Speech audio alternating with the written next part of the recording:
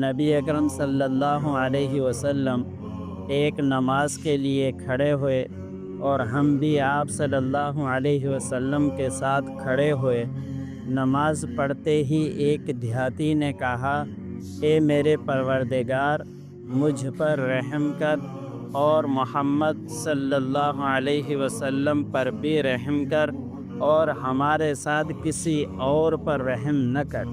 جب آپ صلی اللہ علیہ وسلم نے سلام پھیرا تو دیہاتی سے ارشاد فرمایا، تم نے ایک وسیع یعنی کھلی چیز کو تنگ کر دیا ہے۔ آپ صلی اللہ علیہ وسلم کی اس سے مراد اللہ تعالیٰ کی رحمت تھی۔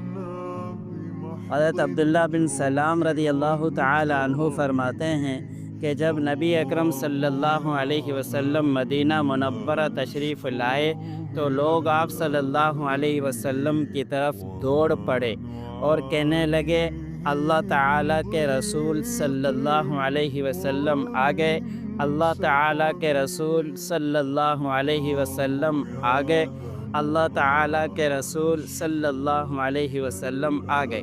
چنانچہ میں بھی لوگوں کے ساتھ آیا تاکہ میں آپ صلی اللہ علیہ وسلم کو دیکھوں۔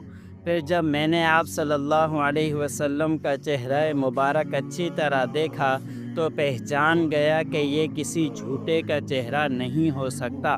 سب سے پہلی بات جو آپ صلی اللہ علیہ وسلم نے ارشاد فرمائی وہ یہ تھی کہ لوگوں، سلام پھیلاؤ، کھانا کھلاؤ اور رات میں جب لوگ سو رہے ہوں تو نماز پڑھا کرو، تم لوگ سلامتی کے ساتھ جنت میں داخل ہوگے۔